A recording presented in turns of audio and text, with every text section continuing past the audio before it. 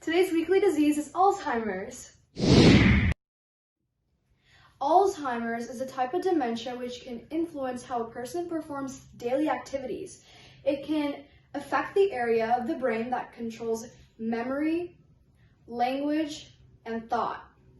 At first, it can just show up as simple memory loss, but later it can lead to the inability to keep a conversation and do daily tasks.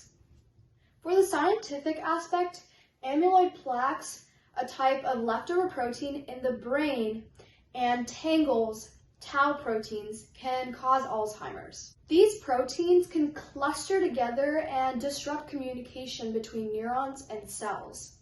Tangles affect the distribution of nutrients and other important materials to parts of the brain.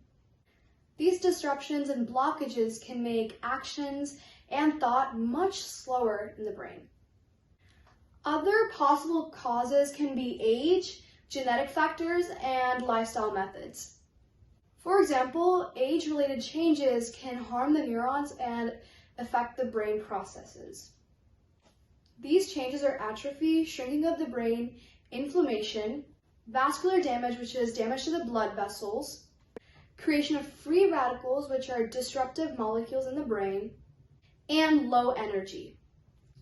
Genetics can also play a role, as this disease may run in the family. A bad lifestyle consisting of an unhealthy diet, limited physical activity, no social relationships, and limited sleep may also be a contributing factor to Alzheimer's. These are the main notable causes of Alzheimer's. Symptoms for people suffering with mild Alzheimer's are usually not that severe or significant. This stage lasts from 2 to 4 years and can include having low energy, losing interest to do daily tasks, becoming lazy, or spending a lot of time on the couch, forgetting events and recent talks, trouble making up words or understanding what others are saying, lack of balance, and mood swings. Symptoms for people suffering with moderate Alzheimer's are a bit more severe, as they last from 2 to 10 years.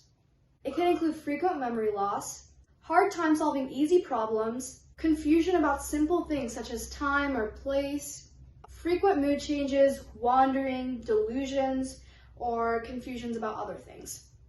They may also have trouble falling asleep or staying asleep. Symptoms for severe Alzheimer's last from 1 to 3 years. Those symptoms are major confusion about simple events, inability to remember important events, hard time processing information, sudden weight loss, skin problems and infections, seizures, hallucinations, immobility, and bladder issues. Mood swings also become more frequent during this stage. Symptoms vary with stage, but you should always go see a health official if you're experiencing most of these symptoms and have family history of Alzheimer's. If I'm experiencing some of these symptoms, does that mean I have Alzheimer's? No, not at all. If you're having a difficult time remembering little things such as names or birthdays, then that probably doesn't mean you have Alzheimer's. In most cases, Alzheimer's symptoms include more than just forgetting little stuff. So here's a picture and it says, what's the difference? So these are some things that can come with aging, and these are some symptoms of Alzheimer's. So with aging, you can miss a monthly payment, forget what day it is, and forget which word to use. And you can also lose things time to time, but that does not always mean you have Alzheimer's. But when you do have Alzheimer's, you can't manage a budget, you lose track of a date or season, and then you have a difficult time having a conversation. You also misplace things a lot, and you can't retrace steps to find them. Doctors use various diagnostic methods to determine if someone has Alzheimer's or dementia. For example, they ask you about your family history, medical history, overall health, and behavioral changes. They will also test you on your memory, critical thinking, attention, learning, language, and counting. Additionally, they may perform other tests such as urine or blood tests to determine other causes of these symptoms. Brain scans such as CT, MRI, and PET can often rule out other diseases. CT scans use X-rays, MRIs use radio waves or magnets, and PET scans use radioactive tracers. These scans often show the function of the brain and can show other diseases too. They can also show changes in cognitive and memory function. If you are diagnosed with Alzheimer's, the doctor may send you to another specialist for further evaluation and detailed diagnosis. Specialists include geriatricians who specialize in older adults, neurologists who specialize in the brain and the central nervous system, and neuropsychologists who conduct memory and thinking tests. And so early diagnosis can often help a lot as it treats the disease early and manages it. It can also preserve daily function, and here's a picture of an MRI. There is no cure for Alzheimer's, but there are certain treatments that can improve the condition or help manage symptoms for it. One of the treatment options is Alzheimer's, but there are certain treatments that can improve the condition or help manage symptoms for it. One of the treatment options is medications.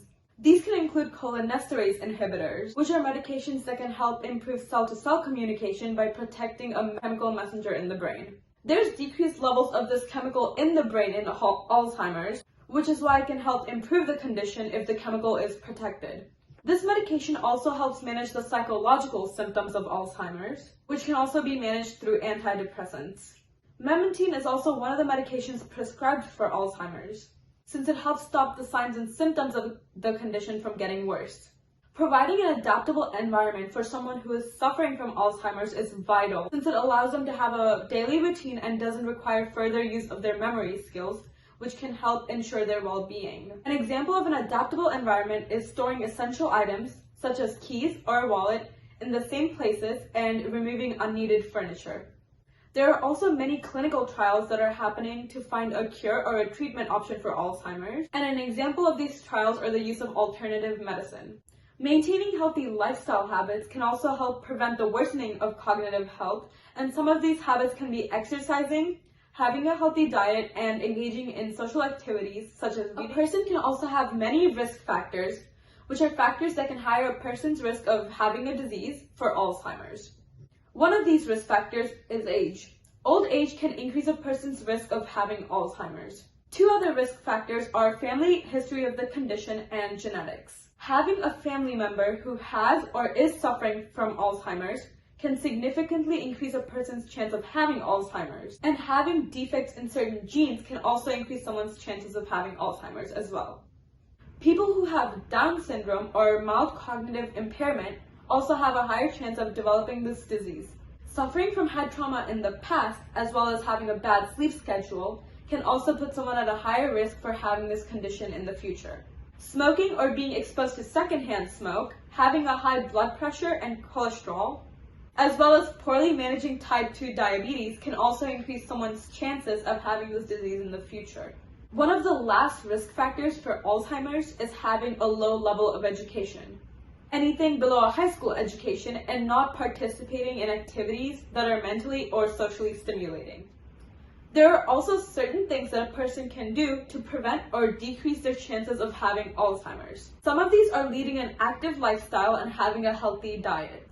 Stopping the habit of smoking, managing a high blood pressure, cholesterol, and diabetes, and participating in events that provide us social and mental stimulation can all help decrease the risk. Here are some statistics about Alzheimer's in the USA.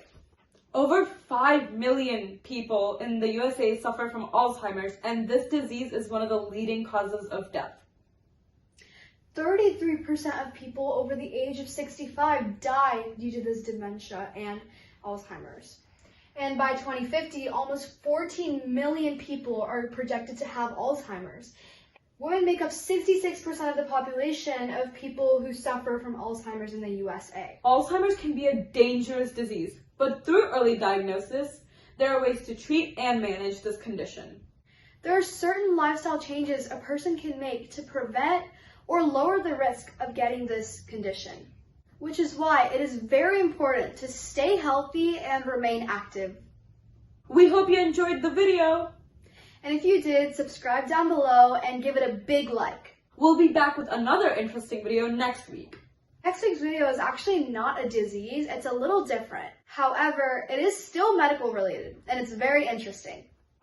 If you have any suggestions for future videos, please comment them down below. We'd love to inform you guys on what you want to learn about. Thank you for watching, and as always, the citations and our Instagram handle for our other company, Health Kiosk, are linked in the description. Bye!